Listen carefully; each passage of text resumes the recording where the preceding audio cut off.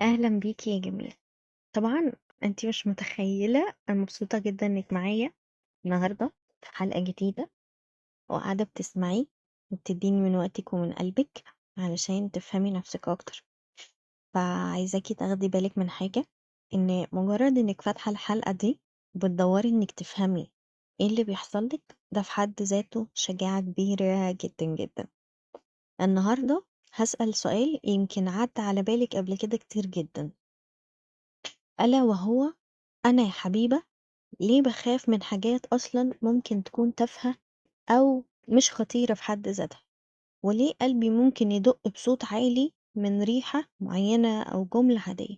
ليه ممكن جسمي يحس إن هو بيتهز أو يتنفض أكتر من الطبيعي؟ فأنتي ممكن تجاوبي لأ يا حبيبة، أو تقولي لنفسك أنا أوفر، أنا دراما، أو أنا ضعيفة، طب ليه أنا كده؟ ولكن النهاردة عايزاكي بس تجربي تغيري السؤال ده شوية. يعني مثلا بدل ما تيجي تقولي أنا ليه كده أو أنا دراما أو أوفر أو ضعيفة، نخليه إيه الجزء اللي جوه دماغي بيحاول يحميني، بس بقى حساس زيادة عن اللزوم، علشان كده بقى بيحصل معايا كده طول الوقت. تمام. تمام.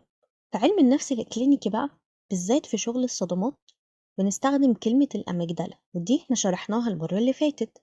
وبدل ما نشغلك بقى بتفاصيل تشريحية معقدة، هنسميها ببساطة النهاردة كاشف الخطر اللي جوه دماغك. فانت تفهمي ان كاشف الخطر ده احنا بنتكلم عن الأميجدالة، جزء جوه دماغك لونه رمادي زي باقي المخ، قد حبة اللوزة. تمام. ولكن تأثيره على حياتك كبير جدا، احنا قلنا بسرعة المرة اللي فاتت. ولو انت شطورة وبتذاكري خلاص أول بأول انت هتعرفي ان احنا النهاردة هنتكلم عن الأميجدالة بس. النهاردة هنعمل 3 حاجات.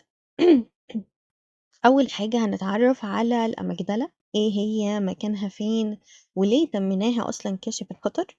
تاني حاجة هنشوف الأميجدالة بتتصرف ازاي بعد الصدمة، وليه ساعات ممكن تحول حياتنا لسلسلة من الإنذارات الكاذبة، ونعرف يعني ايه محفز أو تريجر. تمام. تالت حاجة هنعملها ان احنا هنعمل تمرين بسيط علشان يساعدك انك تتابعي المحفزات بتاعتك، وتعرفي الأميجدالة بتتنشط امتى وبتكون خاملة امتى، وازاي تبداي تتعاملي معاها بهدوء بدل ما تعيشي تحت رحمتها. فلو أي لحظة حسيتي وانتي بتسمعي إن الكلام لمس حاجة جواكي وممكن يكون محفز ليكي حاجة قديمة، اعرفي ان هو طبيعي جدا. وقتها هتوقفي الحلقة وتشربي مية، وممكن ترجعي للحلقة وقت تاني وقت ما تكوني جاهزة.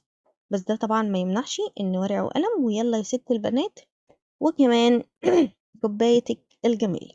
طبعا كالعادة انتوا حفظتوا ان انا بشرب القهوة بسجل الحلقة. طيب في الحلقة النهاردة مفيش ضغط، مفيش حاجة اسمها صح وغلط، كل حاجة أنا مقدراها وحاسة بيكي ومشاعرك مظبوط. فلو حسيت إن الحلقة ممكن تكون تقيلة عليكي شوية، ممكن تسمعيها مع حد انت بتحسي معاه بالأمان، سواء الثيرابيست، صاحبتك، أختك، أيا كان بقى. طيب تعالي نبدأ من الأول خالص. واحنا قلنا المرة اللي فاتت إن احنا تخيلنا إن دماغك عبارة عن عمارة كبيرة. قلنا في الحلقة اللي فاتت إن العمارة دي فيها 3 أدوار: الدور الأرضي هو بتاع البقاء، الدور اللي في النص بتاع المشاعر، الدور اللي فوقه بتاع التفكير والمنطق. الأميجدالة بقى موجودة في الدور اللي في النص اللي هو دور المشاعر. يعني هي عبارة عن حبتين لوز صغننين جدا، واحدة في نص الدماغ ناحية اليمين، واحدة نص الشمال. واحدة في نص يا ربي، واحدة في نص الدماغ ناحية الشمال. وشكلهم صغير بس احنا قلنا ان دورهم كبير جدا زي ما اتفقنا. فتخيلي بقى ان دماغك دي جوه البيت بتاعك. تمام. الأميجدالة بقى هي هتكون كاشف الدخان، يعني انت حطاه مثلا ايه، وليكن في المطبخ او في اي مكان. تمام.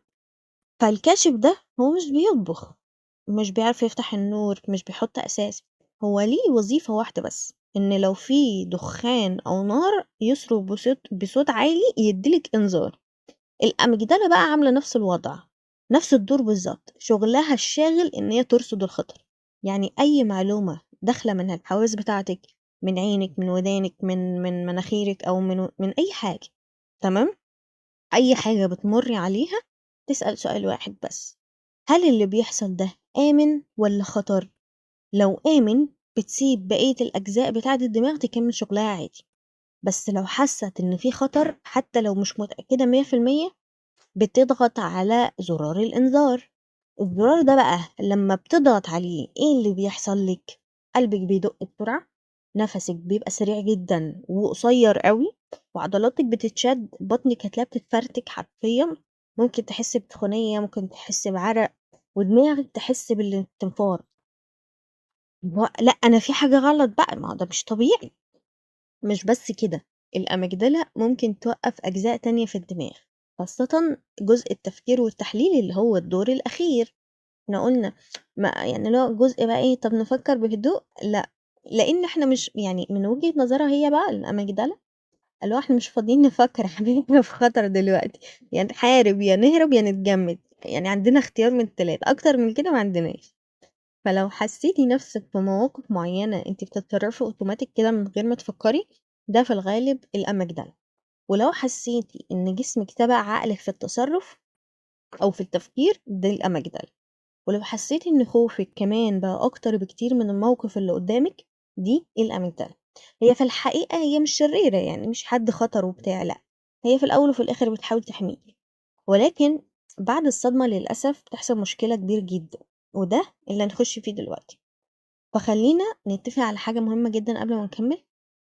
أنا عارفة ومقدرة جدا إنك عديتي بحاجات ما كانتش سهلة عليكي، غالبا يعني في مواقف في حياتك كانت فعلا فيها خطر، سواء خطر نفسي، خطر جسدي، أو خطر عاطفي حتى. في اللحظات دي الأميجدلا بتكون شغالة على أعلى مستوى، على أعلى قوة عندها. ففي الموقف الصادم ده الأميجدلا بتسجل كل حاجة، بتسجل الجو، وبتسجل المنظر، وبتسجل الأصوات اللي كانت وقت الحادثة، وبتسجل الريحة، بتسجل الكلمات اللي اتقالت وإحساس جسمك في اللحظة دي، بتسجل كل حاجة. وبتفهم وقتها حاجة واحدة بس: ده موقف خطير جدا، أنا لازم أفتكره بأي تمن، ده لو اتكرر تاني أقدر أنقذ حياتي. فبعد ما الموقف يخلص المفروض مع الوقت الأميجدالة تهدى بقى، وتبدأ إن هي تفرق ما بين الخطر الحقيقي والذكرى اللي حصلت. ولكن لما الصدمة تكون قوية أو في متكررة، أو حصلت في سن صغير، الأميجدالة بقى ساعات بتفضل في فرط النشاط، اللي هو كأن حد علّى صوت كاشف الدخان اللي احنا اتفقنا عليه في الأول ده، خلاه يرن على أي حاجة. فتلاقيها بتشتغل على حاجات هي already مش خطرة فعلا، وممكن تكوني في أمان، ولكن هي شمت ريحة معينة تقوم متصرفة كأن في حريق بالظبط، حد علّى صوته عليكي تتصرف وتدي إنذار كأن في حد هيهجم عليكي دلوقتي بالظبط، اللي هو انت في خطر. ممكن شخص مثلا ايه جه من وراكي كده، وقف وراكي فجأة، تتصرف كأن في اعتداء هيحصل دلوقتي. انتوا فاهمين؟ فهنا تيجي بقى الكلمة المهمة، ألا وهي إن كل ده بيكون عبارة عن إنذارات كاذبة. زي كشف الدخان اللي بيبقى في المطبخ ده، هو حساس زيادة عن اللزوم، فلما تيجي تقلي بيض يقوم داقق، ولما تيجي مثلا ايه تسخني اي حاجة تطلع منها، المهم ان تطلع منها دخان، يقوم عامل انذار على طول. ففي لحظة الصدمة اللي بيحصل لك هو فعليا مش بإيدك. الأماجدية بتاخد القرار أسرع من دماغك بسرعة، يعني في نفس السن انت ما بتلحقيش أصلا، انت ما قعدتيش تفكري طب أنا هتجمد دلوقتي أو هسكت أو هقاوم. القرار ده يعني قرار جهاز البقاء في جسمك، مش قرار ولا شخصيتك ولا إيمانك ولا حتى قوتك. طيب تعالي أحكي لك قصة كده. بنوتة في أواخر العشرينات تيجي تقول لك إيه بقى: أنا مش فاهمة حاجة، أنا كل لما أشم ريحة برفيوم معين، نوع معين كده من البرفيوم، جسمي بيتنفض، بابقى عايزة أعيط، قلبي ألاقيه بيدق بسرعة جامد يا حبيبة، وباضطر إن أنا أسيب المكان. مع إن الشخص اللي حاطط الperfume دلوقتي هو شخص عادي، يعني زميل في الشغل، مش مؤذي ولا حاجة أو خطر كده. فلما بدأت تحكي بقى في العلاج، اكتشفنا إن الشخص اللي أذاها زمان، أو الحادث الصادم اللي هي اتعرضت له، كان دايما بيحط نفس النوع البرفيوم ده. ففي اللحظة الصادمة دي الأميجدالة سجلت الريحة دي كجزء من الخطر، ودلوقتي عدى سنين على الموقف، وأول برضو ما تيجي تشم نفس الريحة، تيجي اللي هو ده فلان المعتدي ولا حد تاني، هي مش بتفكر، هي بس تم نفس الريحة، فتضغط زرار الإنذار على طول. فالبنوتة كانت بتقول باحس إن أنا غبية وهبلة أوي، اللي هو ممكن أبقى في meeting مهم جدًا وفجأة دموعي ألاقيها نزلت، أنا مش قادرة يعني قادرة أسيطر على نفسي في الموقف وقتها، وبابقى حاسة إن أنا متوترة جدًا من غير أي سبب.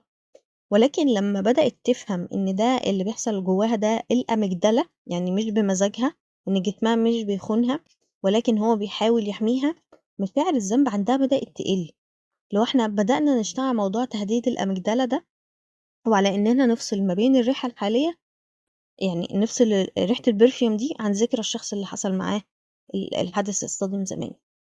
فالقصة دي هي مش ممكن يعني إيه، ممكن تكون مش بس عن ريحة الperfume، ممكن تبقى ريحة مستشفى عادي لو حصل الموضوع ده في الحدث الصادم في المستشفى. ممكن يكون صوت باب بيتقفل جامد، ضحكة حد بطريقة معينة، أو لون معين في الجدار لو أنتِ بتشوفيه في أي مكان، أو نوع ملابس معينة أو لمسة معينة. فالأميجدلا بتشتغل بالجمعيات دي، يعني بتاخدهم كده كلوكشة كtotal. فمهم جدًا هنا إنِّك تعرفي إن لمّا الأميجدلا تبعت إنذار، جسمِك كله بيتصرف كأن الخطر دلوقتي مش في الماضي. فحتى لو عقلِك عارف منطقيًا إن أنا في أمان دلوقتي والمفروض إن الخطر ده مش حقيقي، عارفة أنتِ اللي هو الصراع اللي عقلِك فاهم بس جسمِك مرعوب، ده بالضبط اللي بيحصل، لإن جزء جوّه دماغِك لسه عايش في نفس الموقف القديم. آمم، أنا مقدّرة قد إيه صعب الموضوع، فلو حسيتِ إن الكلام ده لمس حاجة جواكِ، حاولي تاخدي نَفَس عميق كده وبُصّي حواليكِ، اللي هو أنتِ فين، أنتِ مع مين. حاولي تخلّي نفسِك ترجع للحظة الحالية، ما ترجعيش flashback دلوقتي. ومهم تعرفي جدًا إن أنتِ مش لوحدِك في التجربة، ماشي؟ طيب، ناخد نَفَس عميق كده علشان الموضوع بابقى حاسة إن هو تقيل وصعب على الناس اللي بتسمعني والله. فأنتِ ممكن تسألي نفسِك دلوقتي، طيب يا حبيبة، ما هو أنا already عارفة إن الراجل اللي قصادي ده مش المعتدي، وعارفة إن الصوت ده مجرد باب بيتهبد عادي، بس أنا ليه برضه جسمي عمّال بيتنفض ويتهز كأني في نفس اللحظة القديمة؟ هنا بقى هنبدأ نستخدم كلمة trigger أو محفز. المحفز ده هو أي حاجة في الحاضر بتكون شبه جزء من الصدمة اللي حصلت لِك قبل كده. المحفز ده ممكن يكون شكل حد معين، صوت حاجة معينة، ريحة معينة، كلمة معينة، طريقة لمس، جو المكان كتوتال.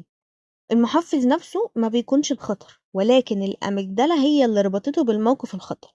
فأول ما تيجي تشوف المحفز تفتكر من غير وعي وتحس إن الماضي رجع وإحنا كأننا في اللحظة بتاعة الخطر وقتها. عارفة أنتِ لمّا حد ييجي يقول لك أنا حسيت إن أنا كأني رجعت للحظة اللي أنا كنت فيها في الحدث الصادم تاني، هو ده بالضبط. المشكلة بقى ما كانتش فيك، المشكلة إن جهاز الإنذار لسه مش قادر يتعلم الفرق ما بين إن إحنا لسه دلوقتي في أمان وإن إحنا يعني إيه، كنا لسه في الماضي. فهو بيحاول يحميكِ زيادة، طبيعي جدًا بقى. عارفة أنتِ الناس الأمهات الخايفة، فالخوف لمّا بيلجأ يعني بيتطور ويروح للأم بتقلب سيطرة، اللي هو أنتِ بلاش تخرجي، بلاش تكلمي حد، بلاش تسافري، بلاش، بلاش، بلاش. هو مش لإن البنت ضعيفة لأ، ولكن إن الأم مرعوبة عليها جدًا وخايفة، وخوف الأم بيتحول عند بعض الناس لسيطرة. الأماجدلا بالضبط عاملة زي الأم دي، بس هي نسيت إنِّك كبرتِ وإن الظروف اتغيّرت، فهي بقت over شوية. طيب،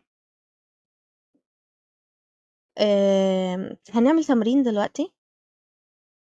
طبعًا إحنا قُلنا إن الدفتر الجميل والمتين بتاعنا ممكن تعمليه دلوقتي، ممكن تعمليه بعد الحلقة، ممكن تكتبيه في الدفتر نوت على التليفون، زي ما أنتِ حابة. أنا ما يعني إيه، ما عنديش حاجة حلوة وحاجة وحشة، هو كُلّه حلو.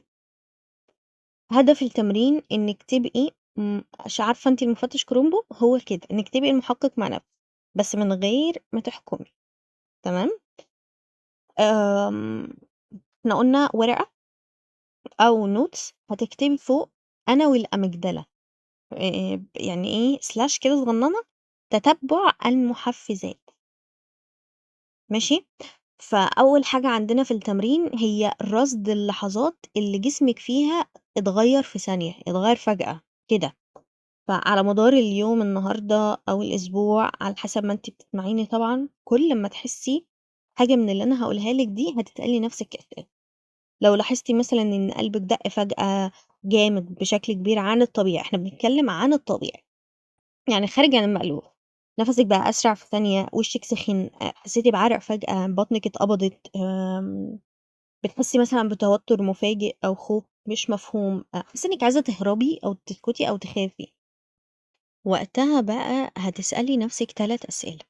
أول وأهم سؤال أنا كنت فين وقتها؟ يعني وقت ما حسيت بالأعراض دي، هل أنا كنت مثلًا في الشغل، ممكن كنت في الأوضة قاعدة في أمان الله، ممكن في مواصلات، في السوبر ماركت، أيًا كان المكان اللي أنتِ كنتِ فيه وقتها عايزاكِ تكتبيه، وتسألي نفسِك تاني سؤال إيه اللي حصل يعني قبل ما أنا أحس بالأعراض دي بثواني أو بكام دقيقة، أنا إيه اللي حصل لي؟ مثلًا حاولي تعصري دماغِك على قد ما تقدري وتفتكري وتكوني مراقبة نفسِك كويس جدًا، مثلًا لو حد دخل الأوضة عليكِ فجأة أو سمعتِ صوت عالي، شميتِ ريحة معينة مثلًا، حد قرّب من جسمِك زيادة عن اللزوم، حد قال لِك جملة معينة، أيًا كان اللي حصل معاكِ، عايزاكِ تكوني واعية ومدركة ليه بس. تمام، عايزة تكتبي اللي حصل معاكِ بالتفصيل ماشي، يعني يُفضّل، كده ما حدش هيقرا الكلام ده غيرِك أنتِ، عايزة تكتبي هيروغليفي يا باشا اكتبي، أي حاجة كده اكتبيها. تالت سؤال بقى عايزاكِ تسألي نفسِك أنا الإحساس ده يعني شبّهني بإيه من زمان، يعني حصل لي إيه زمان، الإحساس ده فكّرني بإيه؟ مش لازم ممكن ما تعرفيش تفتكري حدث محدد، بس ممكن يكون إحساس. لإن إحنا أكتر حاجة ممكن نكون فاكرينها هي المشاعر، ممكن بشكل كبير معظم الناس ما تفتكرش الحدث على قد ما تفتكر المشاعر بتاعته، ممكن مشاعر اشمئزاز، قرف، تهديد، عجز، من أكتر المشاعر اللي ممكن خاصةً بتوع الاعتداء اتعرضوا لها، خوف، وحدة، أيًا كان نوع المشاعر عايزاكِ تكتبي الموضوع ده، وزي ما قُلنا ممكن تكتبي يعني إيه بوضوح أو باختصار زي ما أنتِ حابة. فمثلًا إحنا هنكتب تحت بعضه كده أنا والأميجدلا، كإنِّك بتهربي من حد أو بتتعاركي بتتعاركي مع حد، فعايزاكِ تكتبي اليوم والتاريخ مثلًا النهارده الخميس بالليل، المكان كانت أوضة النوم، فاللي حصل إن أنا سمعت صوت إن باب الشقة بيتهبد جامد جدًا، فحسيت بخوف وقتها. طب إيه الإحساس القديم؟ أنا افتكرت أيام مثلًا لمّا بابا كان طول الوقت بيرجع من الشغل متعصب ويقعد يهبّد ويكسّر ويضرب ويزعّق وبتاع والحوارات الكتير دي. فمع الوقت بقى بعد أسبوع أو 2 لمّا ترجعي تقرأي اللي أنتِ كتبتيه، هتبدئي تشوفي النمط، النمط السائد بتاعِك، يعني مثلًا هتلاقي إنِّك عارفة وقادرة تحدّدي الtrigger اللي أنتِ بتعاني منها، يعني ممكن تلاقي إن الأصوات العالية بالنسبة لِك trigger تمام، أو صوت معيّن من الرجالة هو بالنسبة لِك trigger أو فكرة إنِّك قاعدة في الضلمة، في ناس بتخاف من الضلمة جدًا، أو الأماكن الزحمة، شوفي إيه أكتر الحاجات اللي أنتِ لقيتيها بتتكرر مع الكتابات بتاعتِك، طبعًا الموضوع ده هنعمله كل يوم، اوعوا. فمجرد إنِّك تبقي عارفة إن يا حبيبة ده trigger بيقلل قوة المفاجأة، يعني بتتحول مثلًا من أنا ضحية رد فعل، لأ أنا واعية باللي بيحصل لي دلوقتي، وده في حد ذاته بداية تهدئة الأميجدلا، أوكي؟ يبقى هنسأل نفسنا 3 أسئلة علشان نعرف إن إحنا نحدد الtrigger. طيب بعد بقى ما حددنا الtrigger، في لحظة الtrigger بقى وقتها أو المحفز وقتها إحنا عايزين نهدّي الأميجدلا بشكل سريع لمّا تتنشّط، طريقة سريعة كده في ثانية إلا ثانية. هنجرّب صيغة من 3 خطوات، هنسمّي اللي بيحصل، أنتم هتبُصّوا ممكن تلاقوا في الموضوع في الأول هتلاقوه مضحك، في ناس ممكن تضحك، في ناس ممكن تنهار، يعني على حسب الشخصيات، ولكن والله العظيم موضوع سحر بجد. فهتسمّي اللي بيحصل، يعني مثلًا أنا مثلًا ممكن أقول واضح إن الأميجدلا بتاعتي صحيت وهتقعد تقرفني ولإن جسمي حاسس بالخطر دلوقتي، مع إن هو ممكن ما يكونش في خطر فعلي، أوكي، يبقى أول حاجة هنسمّي اللي بيحصل، 2 هتأكدي على نقطة الأمان، اللي هو أنا دلوقتي مثلًا في البيت، الساعة كذا، الشخص اللي قدامي مثلا أخويا مش نفس الشخص القديم، فدلوقتي اللحظة دي مختلفة عن اللحظة اللي أنا كنت فيها، فإحنا دلوقتي في أمان، اللي هو أنا ما تخافيش، أنا جنبك، إحنا كده كده في أمان. طب معرفتش أهدى يا حبيبة، هترجعي بقى لجسمك، دي الخطوة التالتة. هتركزي على حاجة حسية، بمعنى أي حاجة تقدري تلمسيها، رجلك تلمس الأرض، ظهرك يلمس الكرسي، انتي مثلا تلمسي حاجة فيها فرو، تلمسي جلد، أهم حاجة الجلد ده مهم جدا في نقطة التريجر دي. تلمسي حاجة قماش، تلمسي خاتم، أي بصي المسي اللي انت عايزة تلمسيه أيا كان بقى هو ايه. هتاخدي بقى ايه، تاخدي أنفاس عميقة كده زي ما اتعودنا. وقتها هو مش مطلوب منك انك تعملي معجزة، احنا عايزين بس نعمل ايه، حاجة شبه الريبلاي كده، اللي هو إعادة توجيه من أنا حاسة هاموت دلوقتي وروحي بتطلع ونفسي خلاص مش قادرة، لنقطة تانية اللي هو أنا متوترة جدًا دلوقتي بس أنا قادرة أتعامل مع التوتر ده، ولو حسيتِ إن الtrigger خلاص أوي أنتِ مش عارفة تسيطري عليه ومش قادرة ترجعي لده لوحدِك، هو مش فشل فما تخافيش من الموضوع ده. الجئي للمساعدة بسرعة، بسرعة، يعني مثلًا لو أنتِ في الشغل وحد جنبِك اطلبي مساعدة من الناس اللي جنبِك عادي، لو أنتِ في البيت اطلبي مساعدة من أهلِك، فلو أنتِ ما عندكيش حد خالص اطلبي مساعدة من therapist معروف. بس كده يا ستّ، تعالي بقى نلخّص شوية اللي إحنا عملناه.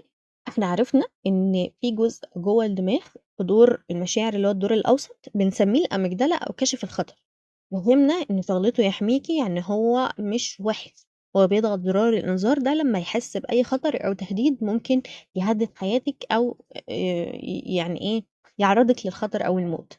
بعد الصدمة الأميجدلا بتبقى شغّالة زيادة عن اللزوم، ممكن تطلّع حاجة اسمها إنذارات كاذبة على محفزات مش خطيرة في حد ذاتها وقتها. اتكلمنا عن المحفزات إن الtrigger ممكن تكون روايح، أصوات، كلمات، أحاسيس مثلًا، ناس معيّنة، أماكن معيّنة. والموضوع يعني الصراع اللي ممكن يحصل لمّا عقلِك يكون عارف إنِّك فعلًا في أمان ولكن جسمِك مش قادر يفهم النقطة دي. وكمان التمرين اللي إحنا عملناه اللي هو بتاع أنا والأميجدلا، تتبُّع المحفزات. علشان ما تحاوليش إنِّك تعيشي في فوضى تاني، اللي هو أنا ليه كده وبتاع، لأ، أنا فهمت دلوقتي إن الأميجدلا بتتنشّط لمّا يحصل لي 1، 2، 3 وهنكتب المحفزات. فزي ما قُلنا هنختار حاجة واحدة، كل لمّا تحسّي رَد فعل جسدي قوي، خوف بقى، إحنا قُلنا شَد في الجسم، شَد في العضلات، سرعة ضربات قلب أو هكذا، هتسألي نَفْسِك أنا كنت فين، مع مين، إيه اللي حصل قبلها، إيه الإحساس ده، أو الإحساس ده أنا حسّيته فين قبل كده في حياتي. وفي آخر الأسبوع هنقرا اللي كتبناه، وكمان لو تقدري إنِّك تشاركيني جزء هاكون ممتنة جدًا وفرحانة جدًا إنِّك بتشاركوني حاجة زي كده. دلّعوني في الكومنتات يا بنات، بجد دلّعوني في الكومنتات. فلو أنتِ حاسة إنِّك محتاجة علاج، عايزين نشتغل على الموضوع ده فترة، وهنطلب مساعدة كده من therapist. إحنا قُلنا إن الحاجات دي أو السلسلة دي أو الدورة اللي أنا عاملاها دي أو البرنامج أيًا كان المسمى مش هتفرق معايا، للوعي والفهم، وإنِّك بطّلي تلومي نَفْسِك على حاجات أنتِ مش السبب فيها، أوكي؟ فلو طول عمرِك تلومي نَفْسِك على رَد فعل في موقف صعب أو على خوفِك اللي يبان بالنسبة لِك over، حاولي من النهارده تفتكري إن في جزء جوّه دماغِك كان بيحاول ينقذِك، يمكن كانت طريقته عنيفة، طريقته مزعجة بالنسبة لِك، بس هو كان نيته الأول والأخير البقاء والحفاظ على حياتِك من التهديد. مع الوقت، مع الفهم، مع المعرفة والوعي وإنِّك تشوفي معايا وتذاكري كويس وتعملي search تاني وتتابعي مع therapist، الموضوع هيفرق معاكِ جدًا، جدًا، جدًا. وفي الأول وفي الآخر أنتِ مش جهاز إنذار، أنتِ إنسانة كاملة، عندِك جهاز إنذار محتاج حد يفهمه ويهدّيه زي جهازِك العصبي بالضبط، والموضوع مش مشكلتِك أنتِ، تمام؟ وبجد فكرة إنِّك بتحاولي تداوي نَفْسِك بعد التجربة اللي أنتِ مرّيتِ بيها أو تجارب، سواء هي تجربة واحدة أو تجارب متعددة، ده في حد ذاته أنا فخورة بيه، أنا فخورة بيه. فيا سِت البنات، لو الحلقة دي لمست قلبِك خُدي وقتِك، حاولي تشربي مَيّة، حرّكي جسمِك شوية، واكتبي لي كلمتين حلوين أو دعوة حلوة في الcomment وبس كده. أشوفِك في الحلقة الجاية.